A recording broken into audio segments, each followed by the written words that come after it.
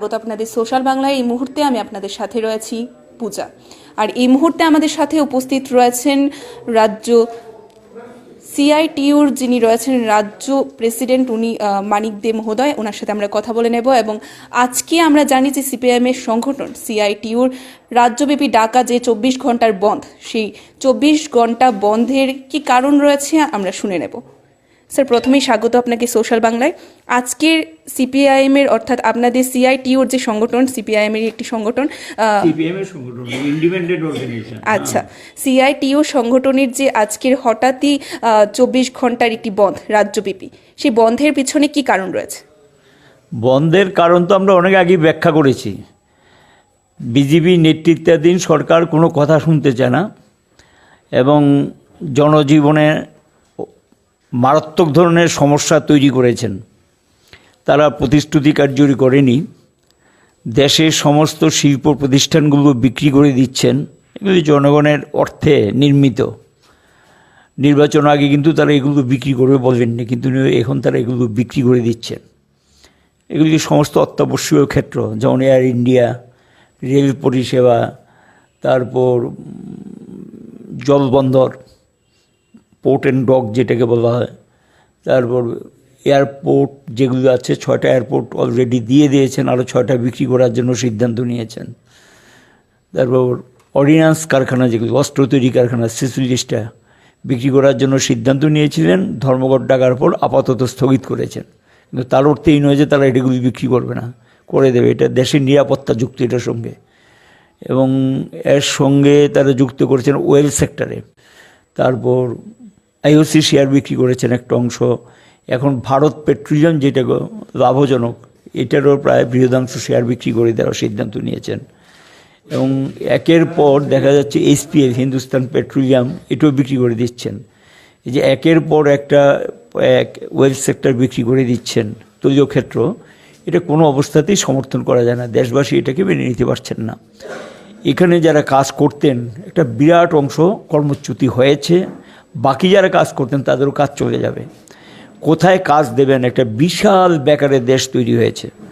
45 বছরের মধ্যে এত বেকার দেশে কখনো তৈরি হয়নি। এটা গত বছরের যে রিপোর্ট, ন্যাশনাল সার্ভের যে রিপোর্ট বেরিয়েছে, সেই রিপোর্টে প্রকাশ পেয়েছে। এখন যারা কাজ নেই তো নেই, তারা তো পাচ্ছেনই না। আর যাদের কাজ ছিল তাদের কাজ চলে যাচ্ছে। যেমন আইটি সেক্টরে প্রায় 30% কাজ চলে গেছে। আইটি সেক্টরে যারা কাজ করতেন তাদেরও কাজ চলে গেছে। এইভাবে ব্যাংকিং সেক্টর, ফাইন্যান্সিয়াল সেক্টর, এটার উপরে কিন্তু দেশের আগামী দিনটা নির্ভর করে। ব্যাংকিং সেক্টরে দেখা গেল 27টা ব্যাংকের মধ্যে এটাকে মার্জ করে দিলেন 12টা। একটা ভালো অঙ্কের ব্রাঞ্চ তারা তুলে দিলেন। এখানে ক্ষান্ত হয়নি, এখন আবার 12টাকে তারা 5টাতে পরিণত করার জন্য সিদ্ধান্ত নিতে চলেছেন। পর্যায়ক্রমে কর্মচারীদের ছাঁটাই করে ব্রাঞ্চের সংখ্যা কমিয়ে, এবং এই যে ব্যাঙ্কগুলোর যে লাইবিলিটি যেটা ছিল, ঋণ যেটা দিয়েছে, একচিটিয়া পুঁজি, বড় লোক, ধনী বণিক, বিজেপির কাছের লোকরা প্রায় 10 লক্ষাধিক কোটির উপর টাকা নিয়ে ফাও হয়ে গেছে। এবং শাসক দলের প্রশ্রয়েই কিছু দেশ ছেড়ে পালিয়ে গেছেন টাকা নিয়ে। সাধারণ মানুষের কাছে অল্প কিছু অর্থ পাও না, কিন্তু বৃহদাংশ অর্থ কিন্তু অনাদায়ী ঋণ যেটা গায়ে, সেটা হলো গিয়ে ব্যাংকিং সেক্টরে এই দেশের বড় লোকদের। এখন তার দায়ভাগ মানুষ কেন নেবে? এই দায়ভাগ মানুষ উপরে চাপিয়ে দিচ্ছে এবং ব্যাংক কমিয়ে দিচ্ছে। এবং মানুষের যে জমাকৃত টাকা, এই টাকা আদৌ ফেরত পাবে কিনা তার একটা অনিশ্চয়তা তৈরি হয়েছে। এবং এই পরিস্থিতির মধ্যে একটা আইন পাশ করতে যাচ্ছেন, যার যত টাকাই জমা থাকুক, কোনো ব্যাংক যদি তাকে দেউলিয়া ঘোষণা করে, সেই ব্যাংকে জমাকৃত টাকার মধ্যে অল্প কিছু টাকার ইন্স্যুরেন্স করা থাকবে। যদি মার খায় ব্যাংক, তাহলে অল্প কিছু টাকা যেটি ইন্স্যুরেন্স করে সেই টাকাটা ফেরত পাবে, বাকিটা কিন্তু ফেরত পাওয়ার কোনো নিশ্চয়তা থাকবে না। এই আইন করতে যাচ্ছে। এটা মানে কি? শেষ করে দেবে দেশটাকে। মানুষের জমাকৃত টাকার কোনো নিশ্চয়তা থাকবে না।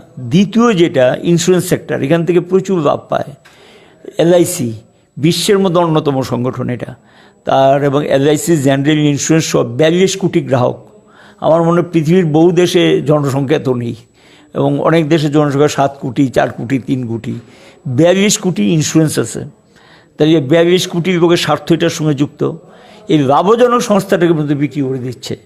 তাই তাহলে আর্থিক ক্ষেত্রে এই যে বিক্রি করে দিচ্ছেন, পরিস্থিতি কোথায় নিয়ে দাঁড় করাচ্ছেন? দেশটাকে তো শেষ করে দেবেন।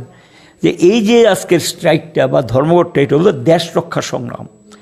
দেশটাকে বিক্রি করে দিচ্ছেন, দেশের সম্পত্তি বিক্রি করে দেওয়া, ওটাই দেশ বিক্রি করে দেওয়া।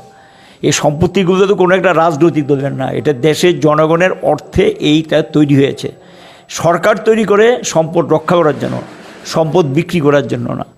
আমাদের বক্তব্য হলো, এই পথে যদি দেশটা চলে, তাহলে এই দেশে মানুষ অনাহারে মরবে, বিনা চিকিৎসায় মরবে, অর্ধাহারে থাকতে হবে। এবং এই অবস্থাকে মোকাবিলা করার জন্যই এই ধর্মঘট আমরা দাবি করেছিলাম। এই লকডাউনের সময় থেকেই 7,500 টাকা যারা ইনকাম ট্যাক্স দেয় না, এই পরিবারগুলোকে নগদে দাও। কিচ্ছু না, এটা দিতে পারে, দিলেন না। আমরা দাবি করেছিলাম যে খাদ্য গুদামে 7 লক্ষ কোটি টনের উপরে খাদ্য পড়ে আছে, আর সেখান থেকে 10 কেজি চাল মাথা পিছু যারা গরিব তাদেরকে দিয়ে দেওয়ার জন্য দাবি জানিয়েছি, করলেন না। 200 দিনের রেগার কাজ দাও, ভোটের আগে প্রতিশ্রুতি দিয়েছেন, করবেন না। এবং রেগার মজুরি বাড়াচ্ছেন না। শহর এলাকায় গরিব মানুষের জন্য কোনো কাজ, একবার ত্রিপুরায় বামফ্রন্ট সরকার ভারতবর্ষের মধ্যে নজির তৈরি করেছেন। আমার পরিষ্কার মনে আছে, তখন আমি মন্ত্রী ছিলাম। মনমোহন সিংজি বললেন যে এটা একটা এক্সেপশনাল প্রজেক্ট ত্রিপুরা রাজ্য চালু করেছে শহর এলাকায়, যেটা আমরা 2F বলি, Tripura urban employment project, Tripura গভর্নমেন্টের। এটা ভারতবর্ষের সব রাজ্য থেকে এখন দাবি উঠেছে, এই রেগার মতো 2F চালু করতে হবে, এই দাবিটা উঠেছে। পেনশন যেটা ছিল এগুলো তুলে দিচ্ছে। তাহলে আমি 60 বছর ধরে দেশটাকে নির্মাণ করব। শ্রমজীবী কৃষকরা হলো দেশ নির্মাণদাতা, তারা দেশ নির্মাণ করেন, নির্মাণকারী তারা। তো স্বাভাবিক কারণেই এই নির্মাণকারীরা 60 বছরের পর অভুক্ত থাকবে, বিনা চিকিৎসা মারা যাবে। এটা কী করে হয়? সেখানে তাদের যে স্কিমগুলো ছিল সেই স্কিমগুলো তুলে দিচ্ছে। পেনশনের টাকা শেয়ার মার্কেটে নিয়ে খাটাচ্ছে, মার খেতে হবে। তারপর শ্রমিকদের যে 44 আইন ছিল 29 আইনকে রদ করে দিয়েছে। রদ মানে স্থগিত করে দিয়ে 4টা কোডে পরিণত। কোডের বাংলাটা কি? নিয়মাবলী। এটা আইনও না, এ করে মালিকদের হাতে তুলে দিয়েছেন তাদের ভাগ্য। ইচ্ছা অনিচ্ছার উপরে মজুরি ঠিক হবে, ইচ্ছা অনিচ্ছার উপরে কাজ থাকবে, সেখানে আইনের কোনো সুযোগ আর রইল না। আদালতে গিয়ে যে বিচার চাইবে সেই সুযোগটাও থাকলো না। এই 4টা কোড যেটা, সেই কোডটা সম্পর্কেও আমরা প্রতিবাদ করেছি এবং এই 4টা কোড আমরা মেনে নিতে পারছি না। এইগুলি আমরা প্রতিবাদ করলাম। এবং এখানে দেখা যাচ্ছে যে আমার ইউনিয়ন করার অধিকার, আমাকে যদি কেউ বঞ্চিত করে তার বিরুদ্ধে প্রতিবাদ করার অধিকার, এবং স্বাধীনভাবে মতামত প্রকাশ করার অধিকার, আমাকে যদি ছাঁটাই করে তার বিরুদ্ধে প্রতিবাদ করার অধিকার, এই নতুন যে কোডটা তৈরি করেছে সেই কোডে কিন্তু অনেকটা কেড়ে নিয়েছে। এই কোডের মধ্যে এগুলো থাকছে না। এগুলি অস্পষ্টতা তৈরি করেছে, অনিশ্চয়তা তৈরি করেছে। এই যে পরিস্থিতিটা, এই পরিস্থিতিতে আমরা শাসক দলকে বলেছিলাম এটা বন্ধ করুন, কিন্তু সংখ্যাগরিষ্ঠতা জোরে এটা করে নিলেন। একদিকে শ্রমজীবীরা যেমন বিপন্ন করে দিলেন, এগুলি কিন্তু ব্রিটিশ আমলের থেকে লড়াই করে রক্তের বিনিময়ে, আত্মত্যাগের বিনিময়ে এবং বহু পরিশ্রমের বিনিময়ে কিন্তু আইনগুলো তৈরি হয়েছে। আজকে সেই আইনগুলো অচল করে দিলেন মালিকদের স্বার্থে, ধনিক বণিকদের স্বার্থে। তো কাজে বিজেপি সরকার তো জনগণের সরকার না, এটা হলো মুষ্টিমেয় কিছু পরিবারের স্বার্থ রক্ষাকারী সরকার। আমরা এই জায়গাটাতেই বলেছি যে এটা চলে না, এটার বিরুদ্ধে প্রতিবাদে সামিল হয়েছি। কৃষিজীবী যারা কর্মক্ষেত্রেও তো কৃষক, কৃষি, আর ওইদিকে হলো শ্রমজীবীদের জন্য কলকারখানা। কিন্তু এই দুটো সেক্টরে এখন কৃষিজীবীদের উপরও আক্রমণ চলছে। 3টা কৃষি আইন তারা পাশ করিয়ে নিলেন সংখ্যাগরিষ্ঠতার জোরে। এই আইনগুলোতে কী বলেছে? সাধারণ মানুষের জন্য যে মিনিমাম সাবসিডি, এটা অনিশ্চয়তা তৈরি করেছে। কৃষির ক্ষেত্রে যে সমস্ত সুযোগ সুবিধাগুলো পেত, এবং কৃষি পণ্য বিক্রি করে ন্যায্য দাম পাবে না, এবং কৃষিতে অনিশ্চয়তা তৈরি হবে। কৃষি জমি ধীরে ধীরে কৃষকরা যাতে বিক্রি করতে বাধ্য হয়, এবং কৃষিতে কি করবে সেটা নির্ভর করবে, এখন নতুন আইন বলে দিয়েছে, কৃষকের উপর না, এটা নির্ভর করবে বহুজাতিক সংস্থা এবং যারা ক্রেতা, তারা গিয়ে ঠিক করে দেবে তুমি এই ফসলটা করো। এবং এই যে অবস্থাটা, আমার স্বাধীনতার উপর হস্তক্ষেপ, আমার জমিতে আমি কোনটা করব কোনটা করব না সেটা আমি সিদ্ধান্ত নেব, এই জায়গাতে হস্তক্ষেপ। এসেনশিয়াল কমোডিটিজ অ্যাক্ট, যেখানে একটা ব্যবসায়ী ঘোষণা করতে বাধ্য সোর্স পয়েন্ট থেকে কত টাকা দামে তিনি জিনিসটা কিনেছেন, অত্যাবশ্যকীয় পণ্য, বিক্রি ক্ষেত্রে কত % যুক্ত করে সেটা বিক্রি করছেন। এটা আইনে ছিল আগে। এখন গিয়ে আর স্টক ডিক্লারেশন করতে হবে না, এবং সেটা ডিক্লারেশন দিতে বাধ্য না। অত্যাবশ্যকীয় পণ্য আইনটাকে প্রায় অচল করে দিয়েছেন। এই যে কৃষিক্ষেত্রে 2-3টে আইন পাশ করলেন, এবং এই এখন গিয়ে FCI তুলে দেবে, ফুড কর্পোরেশন অফ ইন্ডিয়া, এরা খাদ্য দ্রব্য সংগ্রহ করে, ধান কিনে, গম কিনে সেটাকে মিলিং করে রেশনের মাধ্যমে সরবরাহ হয়। ওরা যদি কৃষক থেকে এটা না কিনে, তাহলে রেশনিং ব্যবস্থাও তো আগামী দিন থাকবে কিনা একটা সন্দেহ তৈরি হয়েছে, প্রশ্ন তৈরি হয়েছে। এই যে আইনগুলো জনস্বার্থে পরিপন্থী, দেশের মানুষের স্বার্থে পরিপন্থী। এই কারণে কিন্তু আমরা ধর্মঘটে নামতে বাধ্য হয়েছি এবং এই দাবিগুলোর পাশে সেক্টর ভিত্তিক কতগুলো দাবি। আজকের যে ধর্মঘটটা, এটা অভিনব এই কারণে ব্যাংকের স্ট্রাইক ডেকেছে।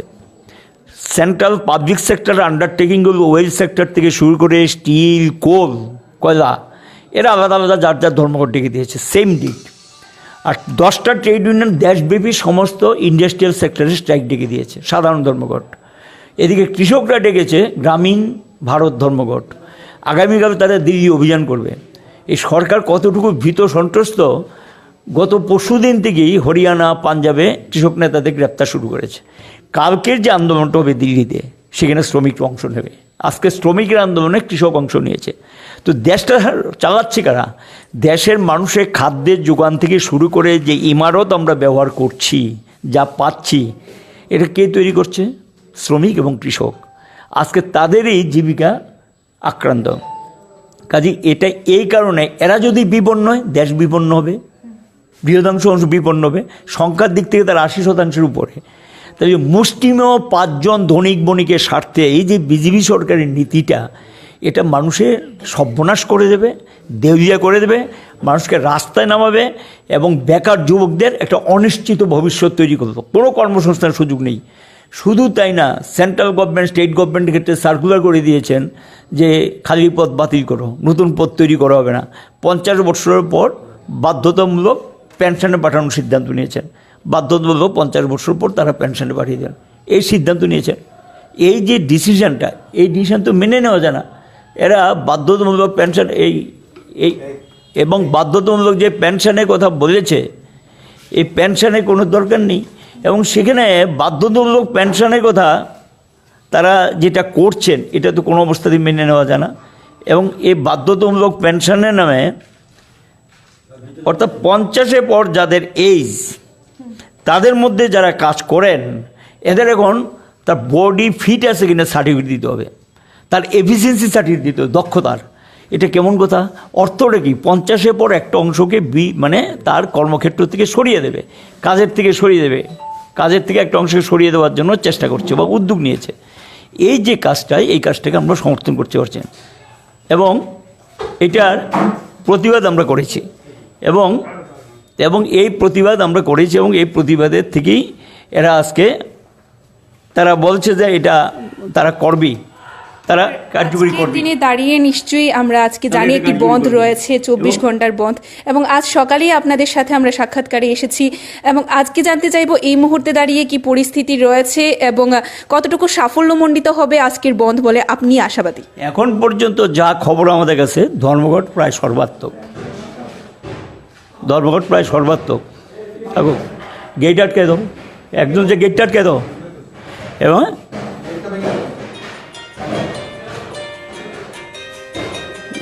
এখন কিন্তু ধর্মঘট সর্বাত্মক আমাদের কাছে যা খবর এটা। আমরা এখানেই আমাদের আলোচনা শেষ করব, কারণ আমরা দেখার চেষ্টা করছি এখানে যে সিটির অফিস রয়েছে সেখানে ভাঙচুরের একটি ব্যবস্থা, মানে ভাঙচুর হচ্ছে সেই ধরনের আমরা কিন্তু আওয়াজ পাচ্ছি এবং সেই কারণেই আজকে আমরা আলোচনা এখানেই পর্যন্ত রাখবো এবং আমাদের দেখানোর চেষ্টা করব। তারপরে আমরা আবারও আমাদের যিনি রয়েছেন সিআইটিউর যিনি রাজ্য প্রেসিডেন্ট, ওনার সাথে আমরা কথা বলার চেষ্টা করব আবারও। তার আগে আমরা এখান থেকে দেখার একটু চেষ্টা করব কি পরিস্থিতি রয়েছে।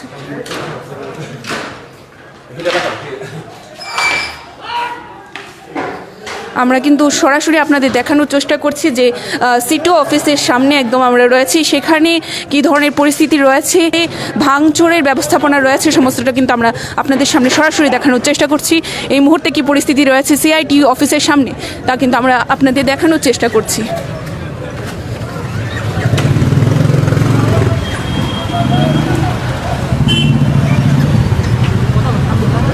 একদম একদমই আপনাদের দেখানোর চেষ্টা করছি। সিআইটিও অফিসে আমরা উপস্থিত ছিলাম, সেখানে কি ধরনের ভাঙচুর চলছিল, একদম গেট থেকে শুরু করে ওনাদের হাতে লাঠি ছিল, তাদের স্লোগানের সাথে সাথে কিন্তু ভাঙচুরের পুরো ব্যবস্থাপনা চলছিল সিআইটিও অফিসের সামনে। সেখানে কি কারণ ছিল, তার পিছনে কি কারণে এই হিংসাত্মক রাজনীতি চলছে রাজ্যে, সেটাই কিন্তু একদম প্রশ্ন রয়েছে। এই মুহূর্তে দাঁড়িয়ে আমরা একদমই আপনাদের সরাসরি দেখানোর সেই চেষ্টা করেছি যে সিআইটিও অফিসের সামনে কি ধরনের ভাঙচুরের ব্যবস্থাপনা ছিল এবং কিভাবে সিআইটিও অফিস, আমি দেখানোর চেষ্টা করব যে সিআইটিও অফিসের যে তাদের ফ্ল্যাগ ফেস্টুন ছিল, সেখানে যেটা একদম গেটে ছিল যে সিআইটিও অফিসের ভারতের যে একটি ওনাদের গেটের যে লেখা ছিল সিআইটিও অফিসে, সেখানে কি ধরনের ভাঙচুর করা হয়েছে সেটা আমরা দেখানোর চেষ্টা করেছি আপনাদের। এবং তার পাশাপাশি এখানে রাজ্যের পুলিশ প্রশাসন রয়েছে, আমরা কথা বলবো যে সেখানে তারা থাকা সত্ত্বেও তাদের চোখের সামনে কী করে এই বিষয়গুলি হয়। স্যার, আমরা একটু কথা বলার চেষ্টা করব আপনার সাথে যে কিছুক্ষণ আগে আমরা এখানে দেখতে পাচ্ছিলাম ভাঙচুর করছিলেন, আপনারা থাকা সত্ত্বেও কিভাবে এখানে ভাঙচুর হয়? আমরা যথাসাধ্য চেষ্টা করেছি। আমার সাথে যে ফোর্স আছে এটা যথেষ্ট সাফিসিয়েন্ট ছিল না, আমি ওপর মহলে জানিয়েছি, কখনোই ফোর্স নিয়ে আসছে আর আমাদেরকেও বাধা দিয়েছে।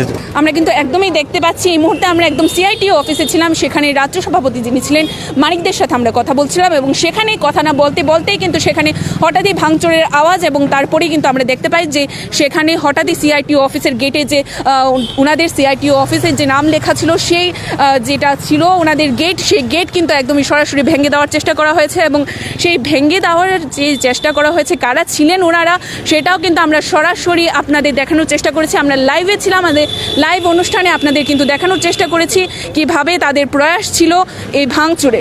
আর আজ এই হিংসাত্মক রাজনীতির কি কারণ রয়েছে, গতকালকে টিপিএফের যে বন্ধ ছিল সেই বন্ধে আমরা কোনো সমর্থক বা কোনো হালকা আমরা নীরব সমর্থনই কিন্তু দেখতে পাই।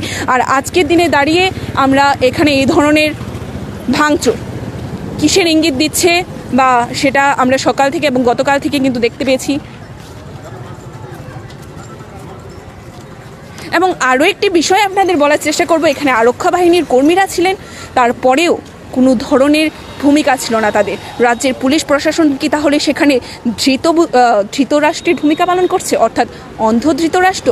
আমরা গতকালকেও সে বিষয়টি নিয়ে আলোচনা করেছিলাম যে রাজ্যে টিপিএফের বন্ধ ছিল, সেই বন্ধে রাজ্য সরকার কোনো পদক্ষেপ গ্রহণ করেনি, রাজ্যের পুলিশ প্রশাসন কোনো পদক্ষেপ গ্রহণ করেনি, সেখানে তারা নীরব সমর্থক ছিলেন। কিন্তু আজকের দিনে যখন সিপিআইএমের অর্থাৎ সিটু সংগঠনের ডাকা বন্ধে আমরা কিন্তু দেখতে পাই সেখানে প্রচার চলছিল, সদলীয় যারা বিধায়করা ছিলেন তারা একে একে কিন্তু সেখানে পালন করেছেন যে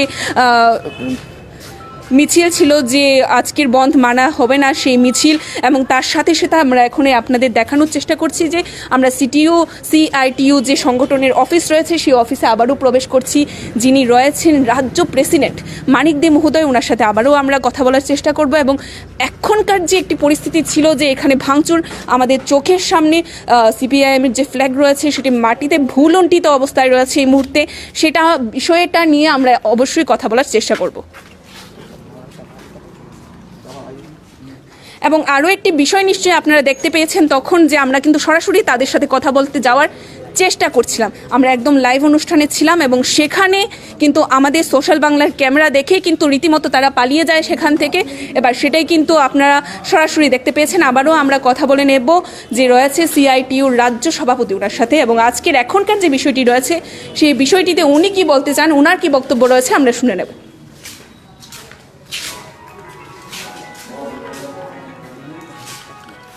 আমরা আবারও সিআইটিইউ অফিসে প্রবেশ করছি, আমরা মানিক দে মহোদয়ের সাথে কথা বলছিলাম, আমরা ওনার সাথে আবারও কথা বলবো। এখন আমরা একটি অপ্রীতিকর ঘটনার সম্মুখীন ছিলাম এবং এই মুহূর্তে আমরা আবার একটু কথা বলবো ওনার সাথে এবং আমরা জেনে নেব সেখানকার কি পরিস্থিতি ছিল এবং আমরা আবারও স্যারের সাথে কথা বলার চেষ্টা করব। আমরা কিন্তু উপস্থিত রয়েছি যিনি রয়েছেন সিআইটিইউ সংগঠনের রাজ্য সভাপতি মানিক দে মহোদয়ের সামনে এবং সকাল থেকে একদম সকালেই আমরা সাক্ষাৎকারে এসেছি, ওনার সাথে আমরা কথা বলছিলাম। সেই সময়ই এই পরিস্থিতি এবং রীতিমতো আমাদের ক্যামেরা দেখেই কিন্তু ওনারা পালিয়ে যায়, সেটাই কিন্তু আমরা সে বিষয়ে আমরা কথা বলবো। আমরা আবারও সেই আলোচনায় ফিরে যাব। স্যার, আমরা আপনাদের সাথে সকালবেলায় দেখা করতে এসেছিলাম। আজকের পরিস্থিতি এবং আপনারা কতটুকু আশাবাদী সেই প্রশ্নে ছিলাম। ধর্মঘট তো রাজ্যে প্রায় সর্বাত্মক, এবং রাজ্যের গ্রাম শহর সর্বত্রই ধর্মঘটের প্রভাব পড়েছে। এরা গত কয়েকদিন যাবৎ শাসক দল মানে বিজেপি, তারা বাইক টাইক নিয়ে রাস্তাঘাটে নেমে নানাভাবে মানুষের উপর চাপ সৃষ্টি করেছে। যেমন যানবাহন না চালালে তাকে আর চলতেই দেবে না, তার পারমিট বাতিল করে দেবে, টাকা জরিমানা করবে, স্ট্যান্ডে ঢুকতে দেবে না, যে স্ট্যান্ড থেকে গাড়িগুলো যাত্রী টানে, এটা করেছে। এবং শুধু এটা করে ক্ষান্ত হয়নি, তার পাশাপাশি যেটা করেছেন, দোকানপাটে গিয়ে বলেছে দোকান যদি না খুলে আর তাকে কোনোদিন খুলতে দেবে না। এরকম রাজ্যের বিভিন্ন জায়গা থেকে খবর আসছে দোকানপাটগুলো বন্ধ, ব্যবসায়ী কাউকে বাড়ি থেকে তুলে এনে দোকান খুলতে বাধ্য করেছে। খোলার পরে গিয়ে তারা যখন চলে গেছে আবার দোকান কিন্তু বন্ধ করে ব্যবসায়ী বাড়িতে ফিরে গেছেন। এইভাবে রিক্সা, অটো এগুলো অল্প কিছু সংখ্যায় নিয়ে এসছে। নৈতিকভাবে সারা রাজ্যের মানুষের ধর্মঘটকে সমর্থন করেছেন। আমরা আগেই সিদ্ধান্ত নিয়েছি আমরা পিকেটিং করব না, আমরা মানুষের উপরে ছেড়ে দিয়েছি, আমরা মানুষের কাছে বক্তব্য তুলে ধরেছি, আমরা মানুষকে অনুরোধ করেছি এই ধর্মঘটকে সমর্থন করবেন কিনা আপনি ঠিক করুন। কিন্তু লক্ষ্য করা গেল শাসক দল সেটা জোরপূর্বক সেখানে এই ধর্মঘট ভাঙার জন্য তারা সকাল থেকে সর্বত্র বাইক মিছিল, আমরা পায়ে হেঁটে মিছিল, হামলা হুজ্জুদ এগুলি করছে।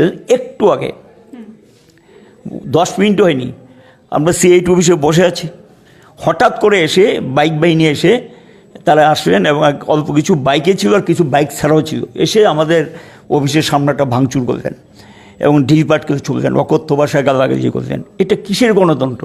এই রাজ্যে তো গণতন্ত্র বলতে কিচ্ছু নেই, এবং গণতন্ত্রের কবর হয়ে গেছে, পরিষ্কার কথা। মানে শাসক দলের বিরুদ্ধে কেউ কথা বলতে পারবে না, কেউ প্রতিবাদ করতে পারবে না, এবং শাসক দল যা খুশি তা করবে সেটা মেনে নেবে। এটা কি করে হয়? এটা তো গোটা দেশে কিন্তু ধর্মঘট চলছে, কিন্তু এই ধরনের ঘটনা খুবই কম ঘটে। কিন্তু এখানে এই রাজ্যে যা চলছে, অথচ দেখা গেল গত 2-1 দিন ধরে বিভিন্ন জায়গায় যে ঘটনা ঘটছে সেখানে কিন্তু দেখা যাচ্ছে এগুলি তো করে না। গত 2-3 রাজ্যে যেখানে চলছে সেখানে কিন্তু শাসক দলের কোনো ভূমিকা নেই। ইভেন কালকে যে ধর্মঘট হলো শাসক দলের উল্টো সেখানে ধর্মঘটকে সমর্থন করে গাড়ি ঘুরিয়ে দিয়েছেন পুলিশ। আর অথচ আজকে ধর্মঘটকে ব্যর্থ করার জন্য সর্বাত্মকভাবে তারা নেমেছে। তারা তো ওই বন্ধকে সমর্থনই করেছে, যেহেতু প্রকাশ্যে কোনো বিবৃতিও দেয়নি, আর ধর্মঘট সফল করার জন্য সাহায্য করেছে। সেটাই, আপনাদের বন্ধের ক্ষেত্রে নোটিফিকেশনও দেওয়া হয়েছিল যেন বন্ধ না করা হয়, এবং তাদের বন্ধ হঠাৎই হয়ে যায় এবং সেখানে কোনো নোটিফিকেশনও ছিল না। এর থেকে তো পরিষ্কার শাসক দল কী চাইছে, এখানে বিভাজন চাইছে। গোটা দেশেই তারা দেশটাকে বিভক্ত করতে চাইছে, দেশের মানুষের মধ্যে নানা ধরনের সাম্প্রদায়িকতা, তারপর এই জাতপাত এবং ধর্মকে সামনে এনে মানুষের বিভাজন করতে চাইছে। আমাদের রাজ্যেও যে আমাদের সবচেয়ে বড় হলো জাতি উপজাতি ঐক্য, শান্তি সম্প্রীতি প্রধান শর্তই হল উন্নয়নের প্রধান শর্তই ঐক্য, এবং এই যে সুন্দর ঐক্যটাকেও এটি বিনষ্ট করার ক্ষেত্রেও একটা প্রেক্ষাপট তৈরি করছে শাসক দল। এই অবস্থা চলছে, এই পরিস্থিতির মধ্যে জনবিচ্ছিন্ন হয়ে গেছে, মানুষ থেকে সমর্থন নেই, এবং এই কারণেই আর বল প্রয়োগের মাধ্যমে সবটা করতে চাইছে। স্বৈরাচারী মনোভাবে বহিঃপ্রকাশ, ফেসিস্ট কায়দা এগুলো করার চেষ্টা করছেন। ফেসিস্টিক মনোভাব যেটা, এইটা আমরা তাদের বহিঃপ্রকাশ লক্ষ্য করছি, এবং সহ্য করতে পারছে না, এবং সহনশীলতা নেই, এবং অসহনীয় একটা অবস্থা রাজ্যে তৈরি করছে। যা তারা বলবে তাই মেনে নিতে হবে। এটা গণতন্ত্রের কথা না, এটা স্বৈরাচারী তার বহিঃপ্রকাশ। অবশেষে আরও একটি কথা আমরা জানতে চাইব যে রাজ্যে আমরা কিছুদিন পরপরই বন্ধের রাজনীতি দেখতে পাচ্ছি, এবং সেখানে দাঁড়িয়ে রাজ্যের জনগণ কিন্তু দুর্ভোগের শিকার। সে জায়গায় দাঁড়িয়ে এই যে বন্ধগুলো, সেগুলো রাজ্যের জনগণের কতটুকু স্বার্থে বলে আপনার মনে হয়? এটা তো একটা জিনিস কি, প্রতিদিন মানুষ তো না খেয়ে মরতে হয়, অভুক্ত থাকতে হয়, এবং যারা বলছে কর্মনাশা, আমি তাদেরকে উল্টো প্রশ্ন করি। এই যে লক্ষ লক্ষ কল কারখানা বন্ধ হয়ে গেছে, কে বন্ধ করেছে? মালিকটাই তো বন্ধ করেছে। এবং এই যে লকআউট, বন্ধ মানে লকআউট, বা সেখানে লে-অফ মানে 3 শিফটে কাজ হতো না, 1 শিফট করে দিয়েছে, উৎপাদন কমে গেছে, কাটতি নেই বাজারে। এই যে পরিস্থিতিটা কিন্তু শাসক দলের নীতির থেকে তৈরি হয়েছে, এবং যেই নীতি এবং শাসক দলের প্রশ্রয়ে যদি কলকারখানা বন্ধ হয়ে যায় তো শ্রমিকদের তো এমনিতে অভুক্ত থাকতে হয়। আমাদের রাজ্যের অবস্থাটা কি? কোনো কাজ নেই, খাদ্য নেই, এবং সেখানে সকালবেলা তার সমস্ত সরঞ্জাম নিয়ে আসে, কাজ পায় না, খালি ব্যাগ নিয়ে বাড়িতে ফিরে যেতে হয়। এই যে অবস্থাটা দিনে দিনে কিন্তু শ্রমজীবীদেরকে শেষ করে দিচ্ছে। তো এখানে গিয়ে আমি একদিন 2 দিন যদি প্রতিবাদ করি, কেন? আমার খাদ্যটা পাওয়ার জন্য, আমার কাজটা ফিরে পাওয়ার জন্য, আমাকে যাতে কাজ দেয় এই দাবি নিয়ে। কোনটা আগে আসবে? কোনটা আগে আসবে? এটাই তো আগে আসবে। কাজ খাদ্যের দাবি নিয়ে কথা বললে অপরাধ, আর যারা কাজ খাদ্য কেড়ে নেবে এটা নাকি অপরাধ না। এ কিসের কথা? এটার মধ্যে যৌক্তিকতা আছে কিছু? কোনো যৌক্তিকতা নেই। তবে তোমরা কাজ দাও, খাদ্য দাও, সমস্যাগুলো সমাধান করো। ধর্মঘটের তো প্রশ্নই আসে না, শখে তো কেউ ধর্মঘট করে না। অনেক ধরনের আন্দোলন পর্যায়ক্রমে চলতে চলতে গিয়ে তারপর ধর্মঘট হয়। এবং আমরা যখন শাসক দল কথা বলতে চায় না, আলোচনা করতে চায় না, কথাই শুনতে চায় না, এবং বহুবার চেষ্টা করেছে ট্রেড ইউনিয়নগুলো কথা বলার জন্য, শুনতে চায় না, তো কোথায় যাবে? এটাই তো গণতন্ত্রে বলেছে প্রতিবাদের অধিকার আছে, এবং সেই প্রতিবাদের অধিকার হিসেবে ধর্মঘটে আমরা গিয়েছি গোটা দেশে। এবং শাসক দল যদি মেনে, আমরা আশা করব শাসক দল এক থেকে শিক্ষা নেবে। যদি শিক্ষা না নেয়, ভবিষ্যৎ দিনে আমাদের রাস্তায় নামতে হবে, এবং একটা ধর্মঘটের মধ্য দিয়ে সমস্যার সমাধান হয়ে যাবে এটা আমরা বিশ্বাস করি না। শাসক দল ওই পর্যায়ের না, ওদের মনোভাবে যা আমরা দেখছি। এবং স্বাভাবিক কারণে এই লড়াইটা হলো নীতির পরিবর্তনের সংগ্রাম। যেই নীতি বেকার তৈরি করে, যেই নীতি মানুষকে অভুক্ত রাখে, যে নীতি দেশের মধ্যে যাদের কাজ আছে তাদের কাজ চলে যায়, যেই নীতিতে গোটা দেশের মানুষের মধ্যে একটা অনিশ্চয়তা তৈরি হয়েছে এবং লুটপাট বেড়ে গেছে, এই নীতির থেকে শাসক দলের যে নীতিটা, সেই নীতির পরিবর্তন ছাড়া মানুষের ভাগ্যের পরিবর্তন হবে না। কাজে এই লড়াইটা নীতির পরিবর্তনের লড়াই। ঠিক আছে, অসংখ্য ধন্যবাদ স্যার। আমরা কিন্তু বেশ অনেকক্ষণ ধরে আমরা এখানে ছিলাম এবং সেখানে আমরা আলোচনা করার চেষ্টা করেছি রাজ্যের যিনি সিআইটিইউ সংগঠনের যিনি রয়েছেন রাজ্য সভাপতি মানিক দে মহোদয়ের সাথে, এবং সেখানে আমরা সমস্ত বিষয় জানলাম। আজকে এই বন্ধের পিছনে কি রয়েছে, কি কারণে আজকের এই বন্ধ ডাকা, সমস্তটাই আমরা জেনে নিলাম। এবং কিছুক্ষণ আগের যে অপ্রীতিকর ঘটনা, সমস্তটাই আপনাদের একদম নজরের সামনে রয়েছে। সেই অপ্রীতিকর ঘটনা আমরা সরাসরি আপনাদের সামনে তুলে ধরার চেষ্টা করেছিলাম। এখনকার মতো এ পর্যন্তই। রাজ্যের আরও বিভিন্ন এলাকা বা বিভিন্ন রাস্তা অলিগলির কি অবস্থা রয়েছে তা তুলে ধরবো আমরা। সঙ্গে জুড়ে থাকুন, সোশ্যাল বাংলা দেখতে থাকুন।